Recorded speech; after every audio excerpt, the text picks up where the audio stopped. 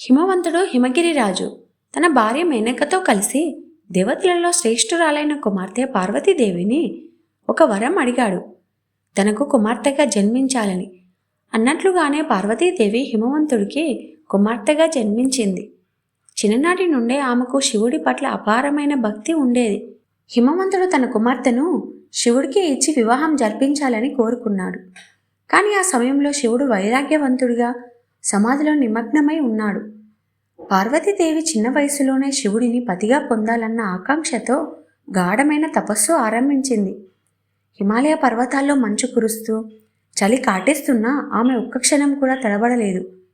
కేవలం ఆకులు, ఆ తర్వాత గాలి మీద జీవిస్తూ ఓం నమః శివాయ మంత్రాన్ని నిత్యం జపించేది. దేవతలందరూ పార్వతీదేవి తపస్సును చూసి ఆశ్చర్యపోయారు. ఆమె తపస్సు తీవ్రతతో శివుడు తన ధ్యానం నుండి లేచాడు. మొదట శివుడు ఆమెను పరీక్షించడానికి వృద్ధ రూపంలో వచ్చి, అమ్మా, నువ్వు ఈ భిక్షగాడిని పెళ్లి చేసుకోవాలని ఎందుకు కోరుకుంటున్నావు అని అడిగాడు. ఆ తర్వాత ఆయన శ్మశానాల్లో తిరుగుతాడు, బూడిద పూసుకుంటాడు అని ఎగతాళిగా మాట్లాడతాడు. పార్వతీ భక్తితో నవ్వుతూ ఇలా చెప్పింది, ప్రభూ, మీరు ఎవరో నాకు తెలుసు. మీరు ఈ జగత్తు సృష్టికర్త, స్థితి, లయకర్త. మీరు ఒక్కరే నా జీవితం అని అంటుంది. అప్పుడు శివుడు తన దివ్య రూపాన్ని ప్రదర్శించి ఆమెను ఆశీర్వదించాడు. దేవతలందరూ ఆనందంతో కేరింతలు కొట్టారు. నారద మహర్షి వెంటనే వివాహానికి ముహూర్తం నిర్ణయించాడు. హిమవంతుడు సదాశివుని పాదాలకు నమస్కరించాడు. తన కుమార్తెను సదాశివుడికి ఇవ్వాలని నిర్ణయించుకున్నాడు. అది ఒక దివ్యమైన దినం.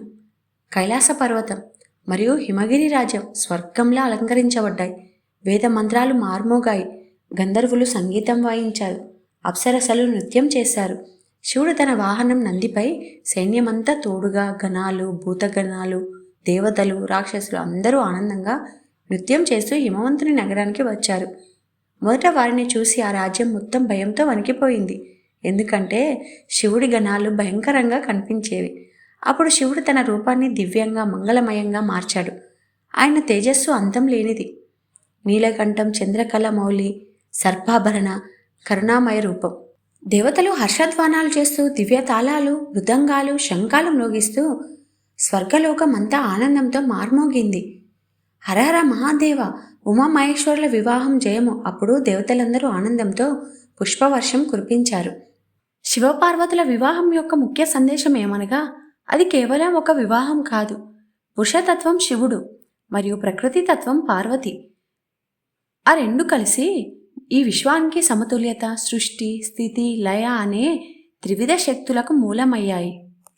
ఈ వీడియో చూసినందుకు హృదయపూర్వక ధన్యవాదములు. మీకు నచ్చితే తప్పక లైక్ చేయండి. మీ స్నేహితులతో షేర్ చేయండి. మరిన్ని భక్తి కథల కోసం మా ఛానల్ని సబ్స్క్రైబ్ చేయండి.